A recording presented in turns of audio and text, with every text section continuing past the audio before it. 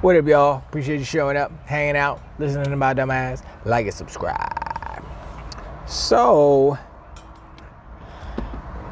once again, I recorded a video yesterday.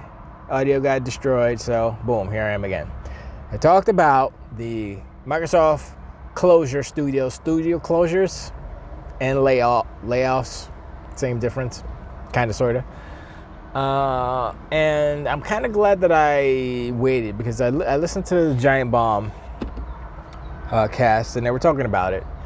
And I agreed with what Jeff Grubb was saying, basically. So the news is Tango Gameworks, Alpha Dogs, another one that did the Doom, the Kitty Doom, whatever it's called, and Arcane, Austin. Right, so the one studio that I can't remember is being absorbed into Zenimax Online, and then the other three are being closed. So my thing is, yes, it's bad, of course, but what people are doing, which is dumb, is they're like, oh, Microsoft's evil, I'm gonna sell my Xbox, I'm gonna do this, I'm gonna do that. So when Sony does the same thing, which they will inevitably, are you going to sell your PlayStation 3? Are you going to, unsubscribe to PSN? No, you're not, because you're stupid. Anyway, the point is that before Microsoft acquired Zenimax, right? And this is Zenimax. You have to realize that a lot of these acquisitions, after the acquisition, they're still functioning as a independent entity. Even though it's owned by Microsoft, the umbrella, they still have budgets that they have to adhere to. Just because Microsoft has over, their $3 trillion company, doesn't mean that all of a sudden Zenimax has unlimited resources. That's not how it works. They have budgets that were set way before they were acquired, and I don't believe those budgets were changed at all. And so here's the thing. Remember this, before the deal went down, right? No, that's wrong. Actually, that is right. So before Zenimax was acquired, before Microsoft bought them, they made a deal with PlayStation to have exclusive games. Their games, Ghostwire Tokyo and Deathloop. Exclusive for a year or two, whatever it was. I think it was a year. That means Sony paid them extra money to make it exclusive for the year, right? Why would a studio need to do that? Why would they need extra money from whoever, in this case Sony, to put their game out? Why would they do that deal? Because they needed the money. They were in trouble. There's no other excuse, right? There's no other reason why a studio would do that. Unless they felt, whatever. But they were in trouble before Microsoft acquired them. Microsoft acquired them. They upheld the contracts, right? They were still exclusive, blah, blah, blah. And obviously, they didn't do that well on exclusivity as an exclusive on PlayStation, did they? Because if they did, then why would they close? They wouldn't close them. If Ghostwire Tokyo and Deathloop were smash hit successes because PlayStation is the lead platform and everybody has a PlayStation and they have 50 billion consoles out there, and guess what? Nobody buys games on PlayStation, whether it's their own games, whether it's exclusive games from Zenimax. Nobody buys game on PlayStation. All they do is COD and Fortnite, and that's it. And I've seen somebody else.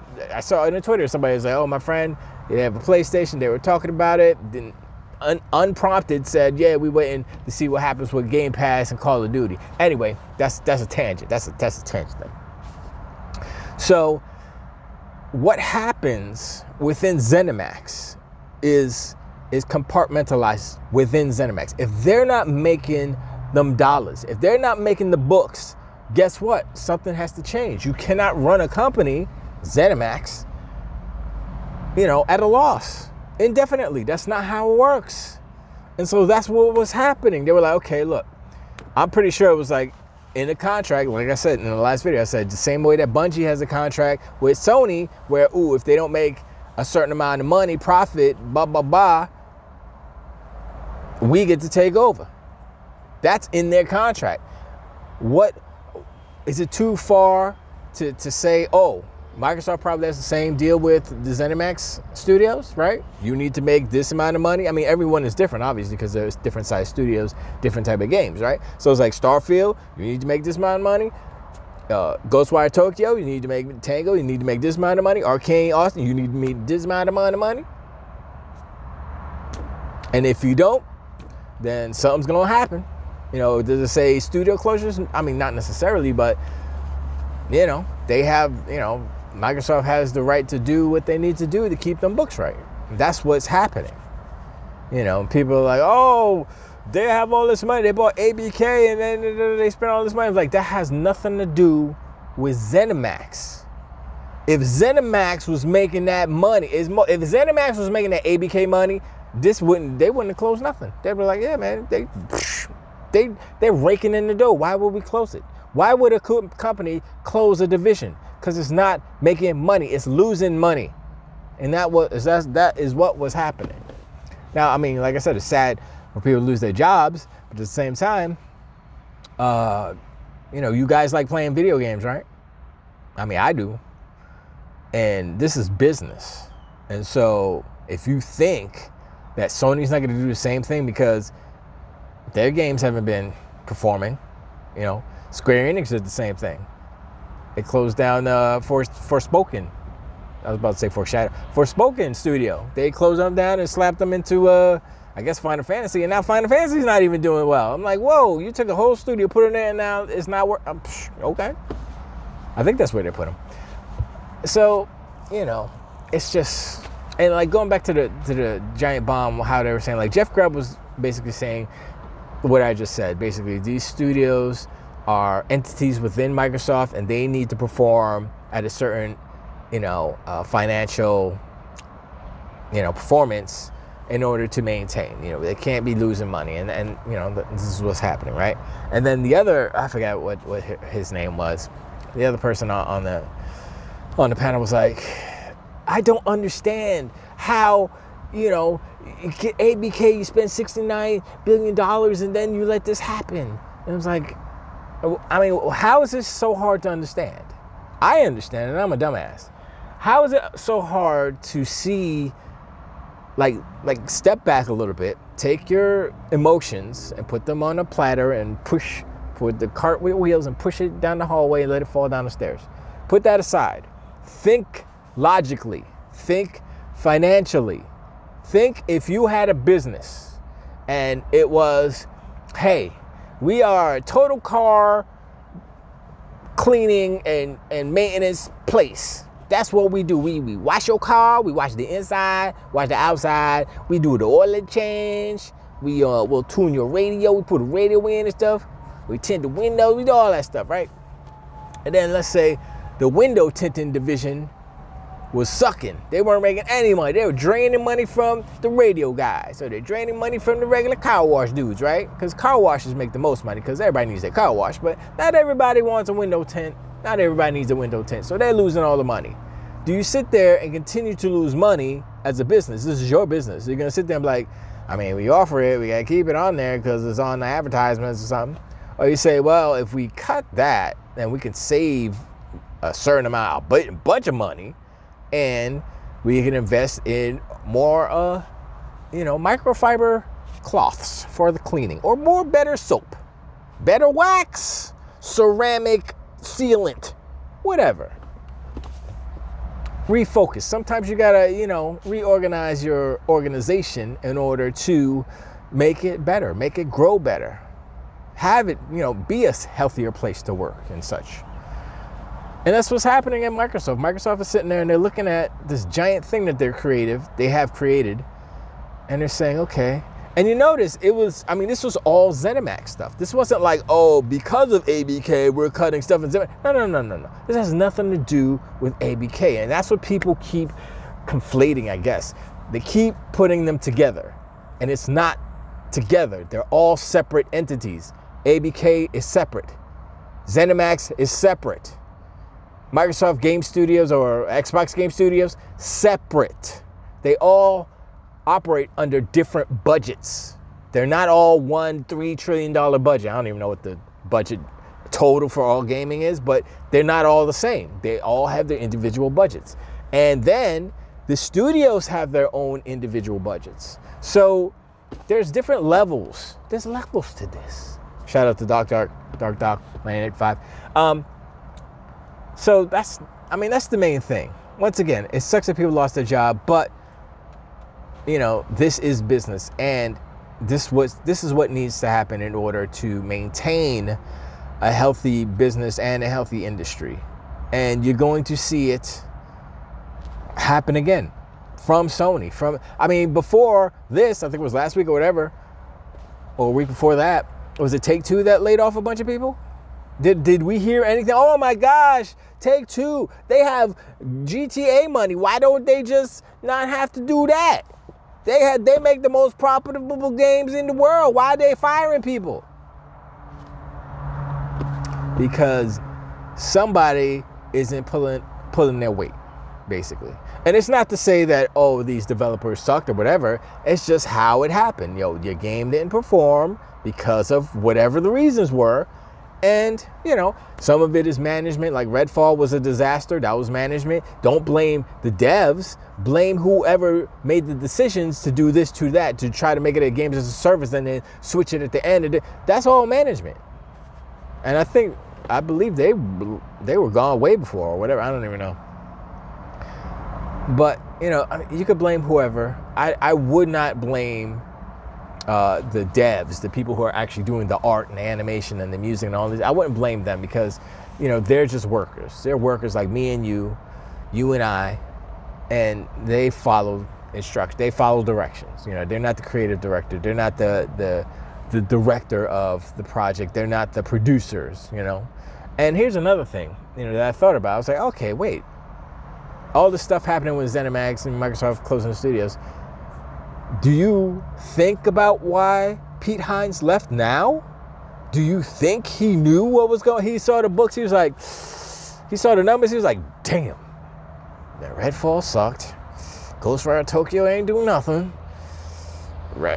Deathloop, those numbers aren't high enough. And he's like, I'm going to retire. I think it's time for me to retire. I think I'm going to go do some. Come on, son. If everything was cool, copacetic at Zenimax, Pete Hines wouldn't have retired. He'd have been like, yo, look what we doing, plow. But he saw it. He would see that. He was like, oh man, we're not performing. We coming up. So what was his choice? His choice would have been to do exactly what Microsoft did. Close some studios, cut some budgets. You know what I'm saying? Instead, he retired. Now, I don't know. This is just speculation. I'm not saying that he retired in order to not be the one responsible for firing and laying off all these people and closing 4 studios. I'm not saying that.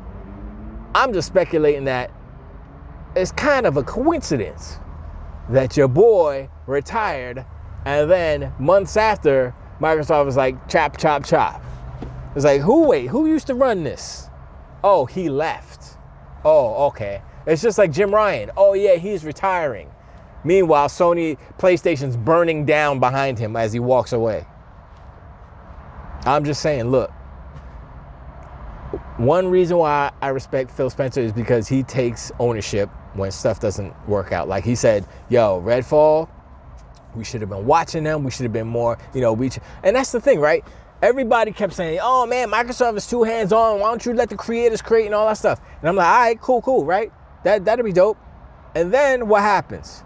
They did that with Arcane Austin. They said, yo, y'all do the game. It's going to be dope. All right, peace out. We see it when it's done.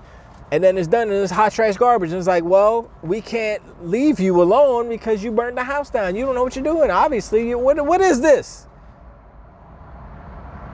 And let's be real. You could blame Microsoft, but Arcane Austin, the fault that Redfall was bad. Look, you could say the director, I'm gonna say it's the studio's fault. Whoever within the studio is exactly as well. I'm just saying it's the studio's fault. And because remember, Microsoft has hands off. They just let them go. So it's the studio's fault, and the fact that they're closed because they messed up that game, right? I mean, look, if it was the best game, #1, knocking off Fortnite as the top played game, you think they would have closed us to hell no. So, I mean, use a little bit of logic. Think about it. If the performance was there, if it was a dope game, if everybody loved it and it sold and it was the best seller performance, there would be no issues. There would be no closures. They would have made their numbers, but it didn't happen. You know, sometimes people need to take responsibility for, you know, what they do. And it's like, yo, Pete Hines, I don't know if he took responsibility. Once again, speculation. I'm just saying he quit before all this stuff went down. So I'm just saying. You know, Todd Howard doesn't need to quit because he's just a director. He's a creative guy. He's not like in charge of the studios like that. He makes the games. So I pointed towards Pete Hines. But anyway, whatever. I think that's it for. I don't want to push it. I don't want to push the I don't want to push it. I want this video to actually work this time. So I appreciate your answer. This is my like and subscribe. Hit me up in the comments. Let me know what y'all think about the Microsoft closing up the studios, and do you think what I said has some kind of makes sense? You know, the compartmentalizing of Zenimax, how they are a separate entity, and you know, all these people out there on the internet trying to conflate and combine the ABK acquisition as it pertains to this, and like a cause and effect type of thing. It's like I don't think that's what's happening, you know. But anyway, I appreciate, and I'll talk to y'all on the next one. Till the week.